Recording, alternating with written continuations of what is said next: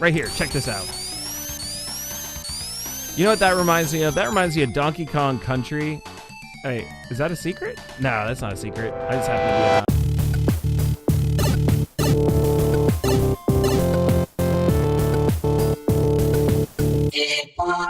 Hello, and welcome back to intplusone channel. This is Carl, and we are still playing Sonic the Hedgehog 2. This is actually episode 7.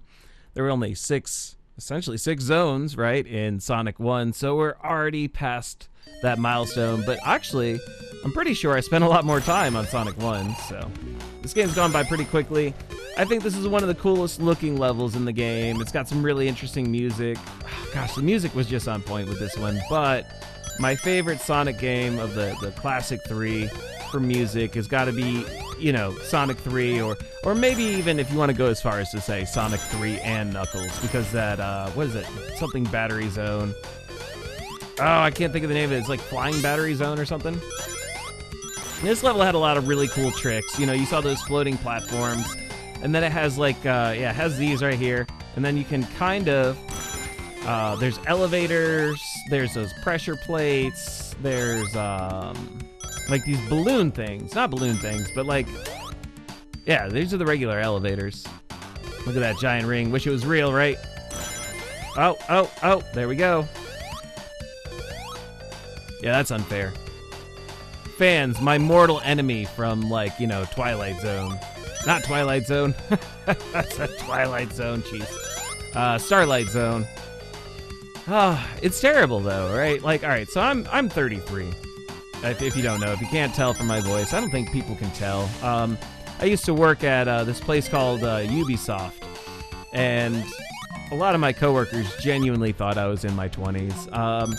And in a way, I'm actually kind of glad. I don't shoot. I don't want to come off like an old fart or anything. But you know, sometimes I do feel like I have these moments where, like, I don't feel hip with it anymore when it comes to these games, right? Because I've, like, forgotten the names of the zones, or I mix it up.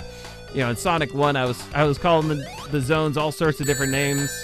And then, you know, of course, I go to upload it and make sure that I got the description right and everything. And then I'm, like, making mistakes on there. Oh, yeah, right here. Check this out. You know what that reminds me of? That reminds me of Donkey Kong Country. Hey, is that a secret? No, that's not a secret. I just happen to be above the map. Okay. Yeah, Donkey Kong Country has those barrels that sort of shoot you off immediately. And yeah, that's sort of what that reminds me of. Now, if I'm correct, I think that Metropolis Zone is next. Is it Metropolis Zone? Wait, what? Where am I going? Uh-oh, I'm lost. Dope. I saw that one up. I don't really need it, though. I'm actually in pretty good shape when it comes to lives. And yeah, I have to say, I haven't actually legitimately died, I think. Well, no, I'm a liar. I did die when I, like, miscalculated a jump on Chemical Plant Zone. But I mean, right, like, that was, I don't know, that was, like, totally on me. This overall, Sonic 2 is just so much easier. Well, you know, I say that, then boom, I'm gonna lose my shield. Hey. I think we're, like, right at the end of the level, or right at the end of the first act, too. Now, Metropolis Zone, that's probably going to be the longest for two reasons. One, each act is actually kind of long. And number two, actually, is that there's also a third act in Metropolis Zone. And it's interesting, because apparently there was going to be, like, there were a bunch of zones. Like, I think there was, like, a wood zone or something that was, like, a prototype name. And then there was one of the ROM prototypes that actually had, like, a Genocide City was the name of one of the zones. And Genocide City got killed. Ha ha ha ha ha. But, you know, okay. Yeah, that level got axed. It's almost 100% probable that that name would have not persisted to the final build.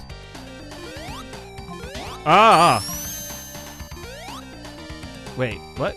Is it just gonna stay up there? Okay. So yeah, that name probably wouldn't have persisted to the final build of the game anyway. But apparently, that level is what became the third act of Metropolis Zone.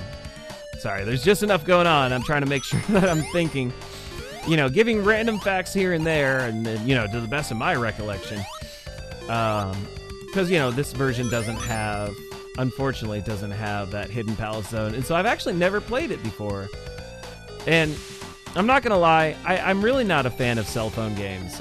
There's something that cell phone games have done to gaming overall that I find less than pleasing. It's sort of encouraged, you know, it's encouraged these new business models where it's like free to play, and so like everything costs an arm and a leg just to get that normal game experience. And then you've got, you know, terrible controls, and like I used to love Little Big Planet, right? I thought it was actually one of the best modern 2D platformers, and it really was. And then Sony said, hey, let's make this game called Run Sackboy Run, and they put that on iOS and Android. And then what was the other one that followed suit? Oh my god, Nintendo lately has been trying their hand at mobile games, and so there's like a Fire Emblem, but apparently it's really, really freemium, so you have to like wait for events and also have enough, like, I don't know, they're like gems or coins or something, you know. I don't really play Fire Emblem. I've heard a lot of good stuff about those games, and I actually have Path of Radiance on the GameCube. I'm trying to remember when I picked that up, but I picked it up a long time ago. Actually, through a random series of events, I actually have 2 GameCubes, and I'm actually fond of both. For a long time, Play Asia used to have the Spice Orange GameCubes for like $30, right? This is a long time ago. And by the time that I had the money to just kind of pull the trigger and get one, they were like $150 or $200 all of a sudden. And it's crazy because the Spice Orange GameCubes never came out in America, but we actually got the Spice Orange GameCube controller. So you could get this random first-party orange controller for your American GameCube, but you never had the corresponding system to go with it. Here we go, we're at the boss. If I remember correctly, this boss isn't too hard. There we go. Haha. Laser time. Oh.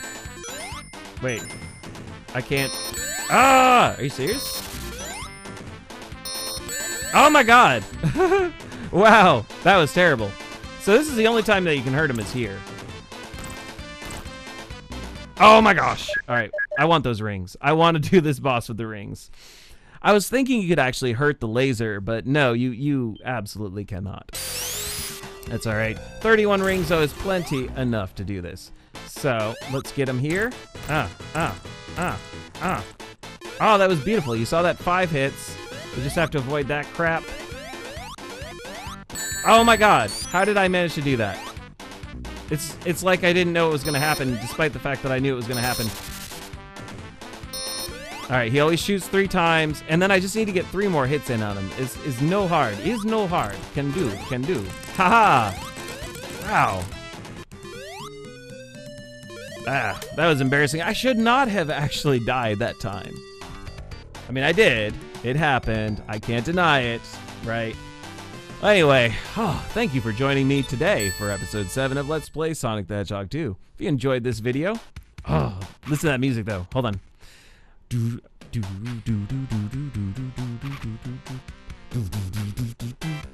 I love that. Okay. So, yeah, if you enjoyed this video, go ahead and give it a like. I would love some comments. Feel free to give me some feedback. And, you know, if you haven't subscribed yet, we're at 175 subscribers. Why don't you be number 176? With that said, let's keep doing the thing, and I'll see you next time for episode 8 of Let's Play Sonic the Hedgehog 2. Later.